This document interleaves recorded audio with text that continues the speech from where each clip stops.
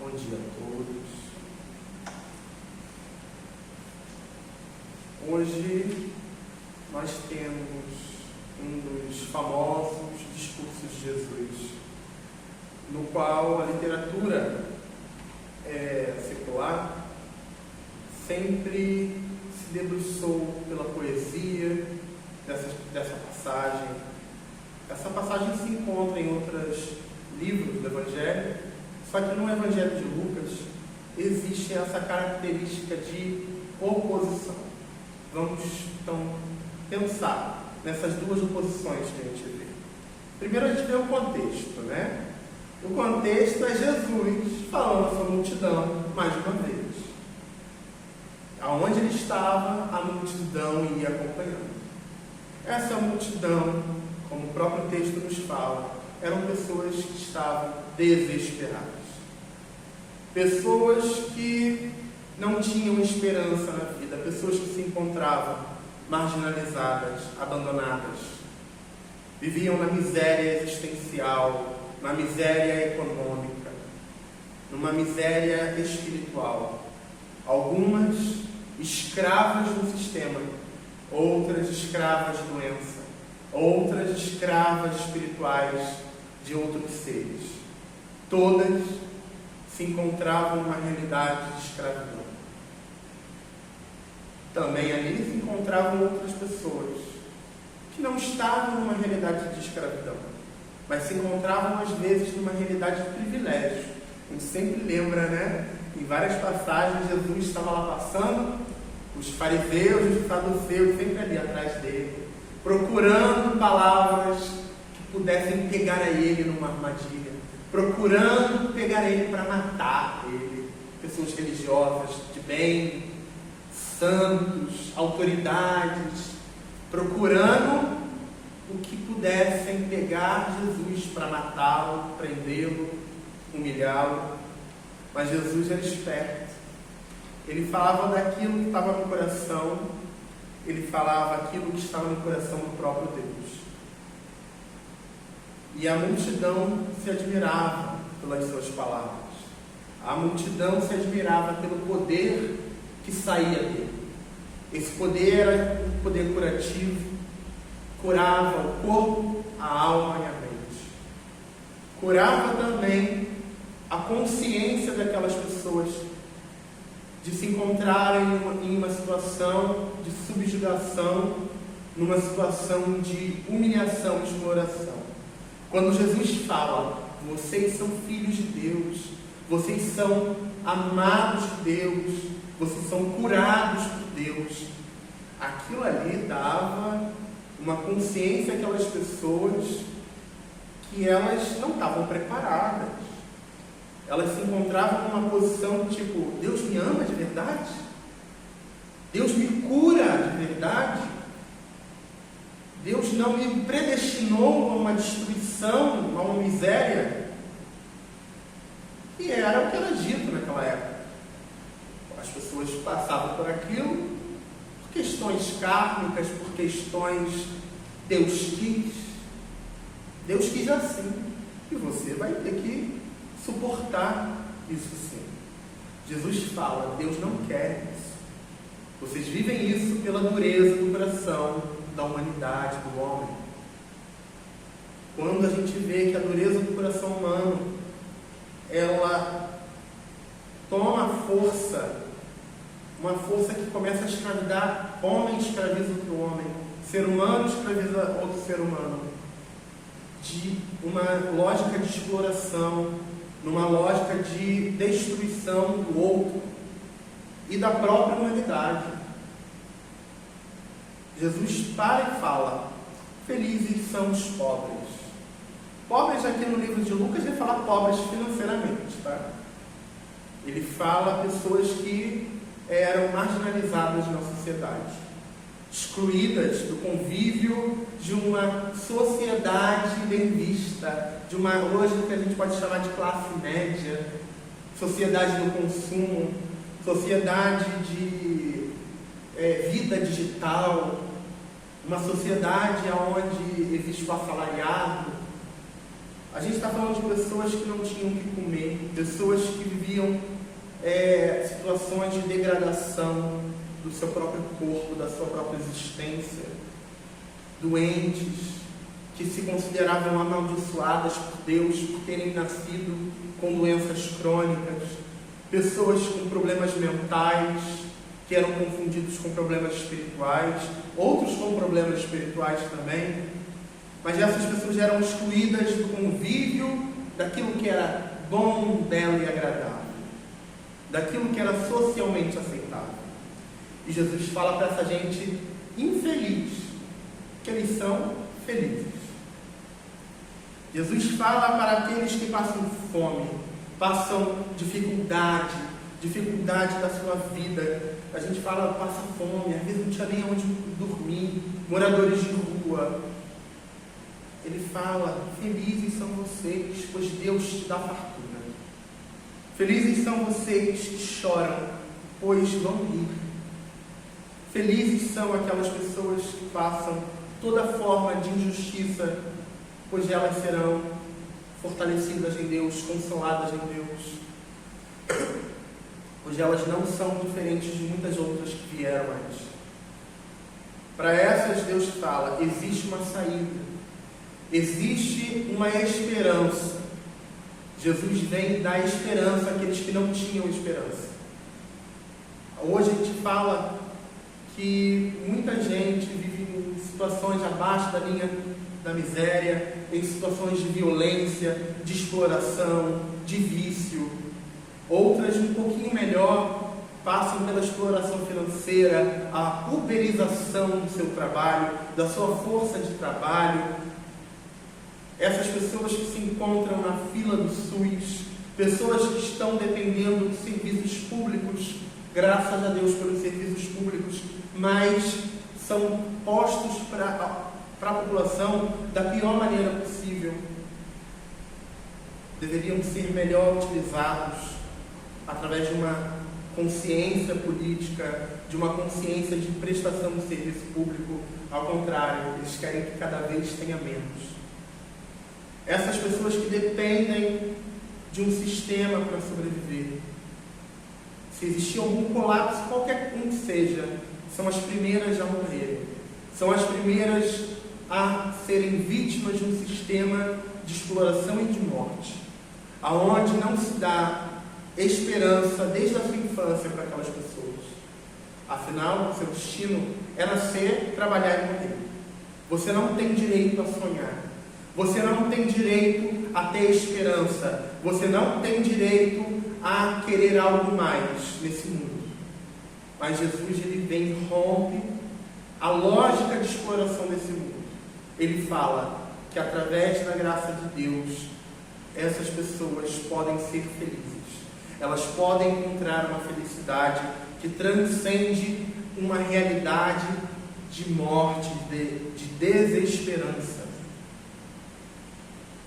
Quando a gente tem uma consciência independente da religião, mas quando a gente tem uma consciência espiritual que nos dá força de vida, nos dá força de caminhar para um futuro melhor. Mas do mesmo modo, Jesus fala, ai de vocês ricos, ai de vocês que detêm o poder, ai de vocês que dominam essa classe, ai de vocês que dominam a exploração da classe menos favorecida, pois essas pessoas, infelizmente, pela dureza do seu coração, pelos privilégios que elas recebem desde que nascem, elas não têm empatia pela dor do outro. Elas são criadas num sistema também, aonde elas são ensinadas a não terem empatia espiritual, social, pois afinal a exploração me beneficia desde os meus antepassados até os meus que virão depois. A dificuldade não bate na minha porta. Então, eu sei que existe exploração, eu sei que existe fome e miséria, mas ela não está batendo na minha porta. Azar de quem está sofrendo.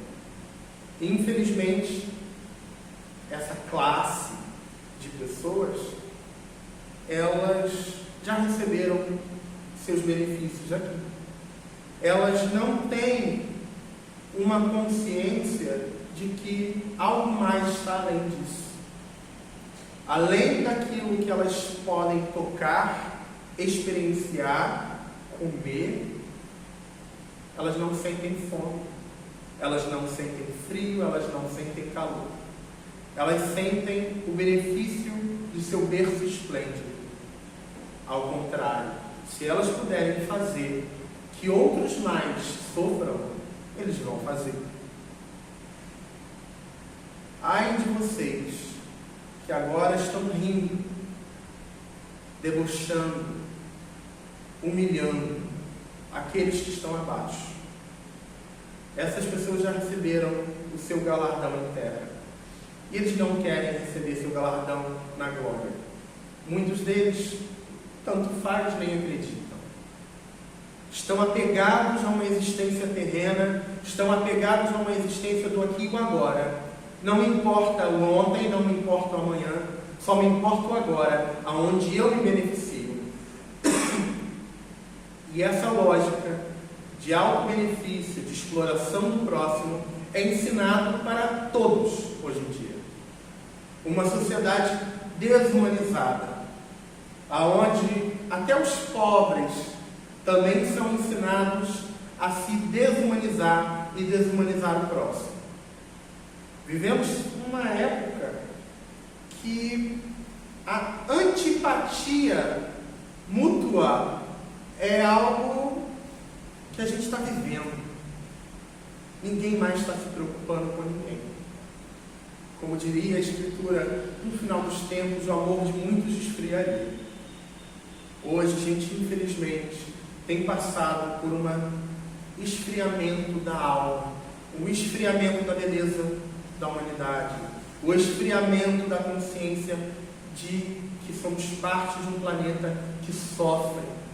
Quanto mais exploramos a nós mesmos, exploramos a natureza, a gente está perdendo a consciência de que a gente está se destruindo. A gente está destruindo o planeta. A gente está destruindo o nosso próximo. A gente está destruindo a humanidade. A gente esquece que a gente faz parte da humanidade, para o bem e para o mal. A gente vê que a igreja deveria ser farol para o mundo, um farol que direcionasse ao caminho de Cristo, essa consciência que nos une à identidade de Cristo, aonde um cristão deveria ser sinal da unidade com Cristo. E, infelizmente, esse farol tem mostrado tudo, menos o caminho de Cristo. Tem mostrado um caminho de gourmetização da fé, um caminho de exploração da fé, um caminho onde o malandro se encontra com os otários, aonde eles fazem negócio e negociam vantagens e desvantagens, negociam poderes e subpoderes. Aonde está Jesus? Aonde está a mensagem de libertação de Cristo nessa terra? Aonde está a comunhão com Cristo que salva? Hoje, roupa representa status. Hoje, matéria, com itens de consumo, estão dentro da linguagem da fé. Hoje, nós somos gourmetizados e colonizados por linguagens que não são nossas. Não eram de Jesus, não eram dos profetas. E essa mesma linguagem, esses mesmos mestres que se fazem mestres, são elogiados por esse sistema de desumanização. Esses mesmos mestres crucificariam Jesus novamente. Crucificam o seu próprio irmão. Crucificam até os seus pais, quando por algum motivo não andam dentro daquele caminho pré-determinado pelo sistema. Isso dá muita desesperança. Isso dá muita tristeza. mas nós acreditamos em Jesus Cristo, que nos alimenta com a esperança.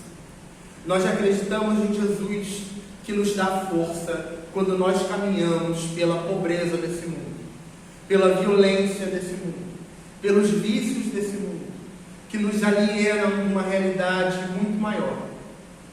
Por isso a gente tem que sempre voltar à humildade de Jesus, à humildade da Escritura Sagrada, voltar aos nossos passos, mesmo quando a gente já se entende em certo patamar de conhecimento e maturidade, a gente tem que voltar ao primeiro amor, para não esfriar o amor, pois tudo aquilo que nos envolve faz de tudo para nos afastar, faz de tudo para nos esfriar, nos entristecer. E a gente pede nessa manhã que o Espírito Santo possa nos dar força, vigor para lutar contra a estrutura de alienação desse mundo, uma estrutura que engana até aqueles que se acham exploradores, uma estrutura que ela já está condenada à sua falência. Como diria o livro de Apocalipse, como diria muitas cartas apostólicas, a força do mal já sabe que perdeu, ela só está em desespero, buscando a quem possa mais tragar. Que no dia de hoje, pela força da sabedoria da Escritura Sagrada, pela força da oração que tem que nos alimentar todo dia, pela força do sacramento da Eucaristia que nos alimenta e nos dá vigor, a gente possa ter força para não ser tragado, que a gente possa ter força para lutar, que a gente possa ter força de se levantar todo dia de manhã e enfrentar aquilo que tem que ser enfrentado, pois Cristo é a nossa força. Jesus Cristo já nos deu a vitória, Jesus Cristo já nos deu a potência de vida que nos direciona a vida. Ele é o Deus da vida, Ele não é o Deus da morte. A morte já foi vencida. A morte, ela é uma situação passageira, pois nosso Senhor ressuscitou. Se nosso Senhor ressuscitou, nós também ressuscitaremos, nos elevamos na consciência de Deus, na presença de Deus, e que Deus nos dê essa força no dia de hoje, nos dê força a todos os nossos irmãos que em vários lugares do mundo também se encontram na mesma situação de luta pela vida. Que Deus nos abençoe. Amém.